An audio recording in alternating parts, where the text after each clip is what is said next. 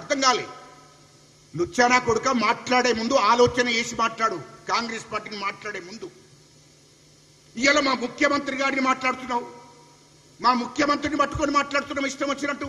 మా ముఖ్యమంత్రి గారికి కూడా ఓ చరిత్ర ఉంది.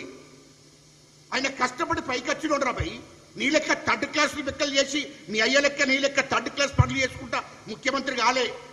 ఆయన జెడ్పీటీసీగా, ఎమ్మెల్యేగా, ఎమ్మెల్సీగా, ఎంపీగా, ముఖ్యమంత్రిగా కష్టపడి వ్యాపారం చేసి బిజినెస్ చేసుకొని వ్యవసాయం చేసుకొని అన్ని వర్గాల ప్రజలతో కలిసి ఉండి ఆ పద్ధతిలో ఎదిగినటువంటి నాయకుడే మా ముఖ్యమంత్రి గారు, మా రేవంత్ రెడ్డి గారు. మా ముఖ్యమంత్రి గారికి ఒక చరిత్ర ఉంది. అకస్మాత్తుగా ముఖ్యమంత్రి కాలే. అరే కేటీఆర్ నీ లెక్క కాదు, డైరెక్ట్ వచ్చి ఎమ్మెల్యేగా మంత్రి కాలే. జడ్పీటీసీగా అయ్యిండు, అక్కడ మండల ప్రజలతోని గ్రామాలలో ప్రజలతో తిరిగిండు. ఎమ్మెల్సీ అయిండు, అక్కడ ప్రజలతో తిరిగిండు. ఎమ్మెల్యే అయిండు, ప్రజలలో కలిసిపోయిండు. ఎంపీ అయిండు, ప్రజలతో కలిసిపోయిండు. చివరికి వస్తే తెలంగాణ ప్రజల మధ్యలో తిరిగి ఆ ప్రజలను ప్రేమ కోరి ఆ ప్రజలతో కలిసిమెలిసి ఉండి ప్రజల కష్టాలు తెలుసుకొని ఈ రాష్ట్రానికి ముఖ్యమంత్రి అయిండు.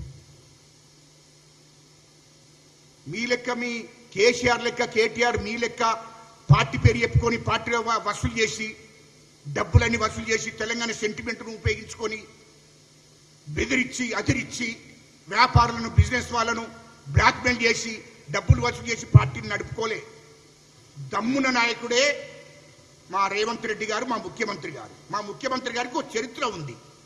మా ముఖ్యమంత్రిని ఎట్లా థర్డ్ క్లాస్ వాడు అంటే కూడా నా కొడుక నువ్వు నాకు అర్థం కాలే. థర్డ్ క్లాస్ కొడుకులు మీరు.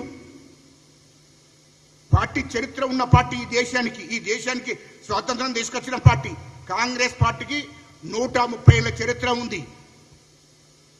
130 ఏళ్ల చరిత్ర ఉంది. ఇటువంటి పార్టీని పట్టుకొని నువ్వు ఇష్టం వచ్చినట్టు మాట్లాడడం కరెక్ట్ కాదు. ఇంకోటి ఏంటి, సుదర్శన్ రెడ్డి గారికి మద్దతు చేస్తే మద్దతు ఇవ్వడం కాదు. మా సుదర్శన్ రెడ్డి గారు అంటే అయినా కాంగ్రెస్ పార్టీ కాదు, అది గుర్తుపెట్టుకో. అన్ని బ్లాక్మెయిల్ రాజకీయాలు ఎట్లా చేస్తావురా భయ్? నువ్వు బ్లాక్మెయిల్ రాజకీయాలు ఏ కేటీఆర్, నువ్వు బ్లాక్మెయిల్ రాజకీయాలు చేయకు. ఎందుకు? మా ముఖ్యమంత్రి గారు తెలంగాణ బిడ్డ అయినా హైకోర్టు చీఫ్ జస్టిస్గా, సుప్రీంకోర్టు చీఫ్ జస్టిస్గా ఏ పార్టీ కాదైనా ఆయనను ఈ దేశానికి ఉపరాష్ట్రపతి చేస్తే బాగుంటుందని చెప్పి మా ముఖ్యమంత్రి గారు మాట్లాడారు. అది దేశంలో ఉన్నటువంటి ఆల్ పార్టీస్ అందరూ కూడా ఒప్పుకున్నారు. కాబట్టి మా రాహుల్ గాంధీ గారు ఒప్పుకొని ఖచ్చితంగా మరి ఆయన తెలంగాణ నుంచి వెళ్ళి ఆయన సౌత్ ఇండియా నుంచి వెళ్ళి చదువుకున్నవాడు, సుప్రీంకోర్టు చీఫ్ జస్టిస్, రాజ్యాంగం గురించి పూర్తిగా అవగాహన ఉన్నటువంటి వ్యక్తి, రాజ్యాంగం గురించి తెలిసినటువంటి వ్యక్తి, ఈ దేశం గురించి తెలిసినటువంటి వ్యక్తి. కాబట్టి ఆయన రాష్ట్రపతి చేస్తే బాగుంటుందని చెప్పింది. ఉపరాష్ట్రపతి. దాన్ని కూడా నువ్వు బ్లాక్మెయిల్ చేయబట్టి కేటీఆర్ ఏం మాట్లాడుతావురా భయ్? నువ్వు ఓటు వేయాలంటే ఏం చేయాలి? నువ్వు ఓటు వేయాలంటే అంటే దాన్ని కూడా బ్లాక్మెయిల్ చేస్తున్నాడు భయ్. నువ్వు నాకు అర్థం కాలే. ఆయన తెలంగాణ బిడ్డ, తెలంగాణ గడ్డ మీద పుట్టినటువంటి బిడ్డ సుదర్శన్ రెడ్డి గారు, నీతి నిజాయితీగా ఉన్నటువంటి బిడ్డ. ఇక ఆయన గురించి కూడా నువ్వు రాజకీయాలు మాట్లాడుతున్నావు అంటే ఇంకోటి బీసీని చేస్తే బాగుంటుండే, ఎస్సీని చేస్తే బాగుంటుండే, ఎస్టీ అది నువ్వే మాట్లాడతావురా కేటీఆర్? నాకు అర్థం కాలే. నువ్వు ఎన్నాడన్నా ఈ విషయము నేను ఒక్కటి అడుగుతా, ముక్కుసూటిగా అడుగుతున్నా. మీ కేసీఆర్ దళితుడిని ముఖ్యమంత్రి చేస్తాడు.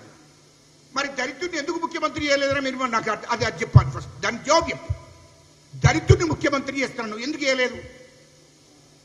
10 ఏళ్ళు కేసీఆర్ కదా, ఒక దొరనే కదా ఈ రాష్ట్రాన్ని పరిపాలించింది. మరి అప్పుడు గుర్తుకురాలేదు, ఒక దళితుడిని ముఖ్యమంత్రి చేయాలి, ఒక బీసీని ముఖ్యమంత్రి చేయాలి. మరి ఎందుకు చేయలేదు అట్లా? దానికి జవాబు చెప్పండి. మీరు 10 ఏళ్ళు మీరే కదా.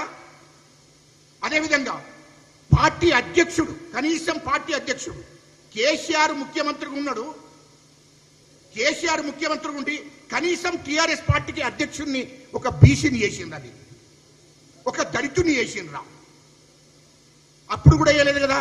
మంత్రిగా నువ్వు ఉండి వర్కింగ్ ప్రెసిడెంట్ ఉన్నావు నువ్వు. కేటీఆర్ టీఆర్ఎస్ పార్టీ అధ్యక్షుడే కేసీఆర్ ఉన్నాడు. మరి ఎందుకు వేయలేదు? ఒక బీసీని ఎందుకు వేయలేదు మీరు ప్రెసిడెంట్ గా?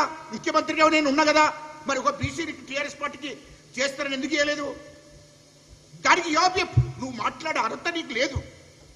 పోనీ నువ్వు వర్కింగ్ ప్రెసిడెంట్ ఒక ఎస్సీని ఎత్తారని ఎందుకు వేయలేదు?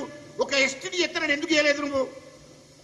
మీరు అధికారంలో ముఖ్యమంత్రి మీ దగ్గరనే ఉన్నది, మంత్రి పదవి నీ దగ్గరనే ఉన్నది, పార్టీ పదవులు మీ దగ్గరనే ఉన్నాయి. మరి ఎందుకు బీసీలు లేరా? 100% ఉన్నటువంటి ఎస్సీలు, ఎస్టీలు, బీసీలు మరి వీళ్ళని ఎందుకు చేయలేదు అని నేను అడుగుతున్నా. ఇప్పుడు కూడా ఆ పార్టీ అధ్యక్షునిగా కేసీఆర్ ఉన్నాడు, వర్కింగ్ ప్రెసిడెంట్గా నువ్వు ఉన్నావు. మరి ఇప్పుడు కూడా మరి ఇప్పుడు ఎందుకు చేయలేదు మరి పార్టీ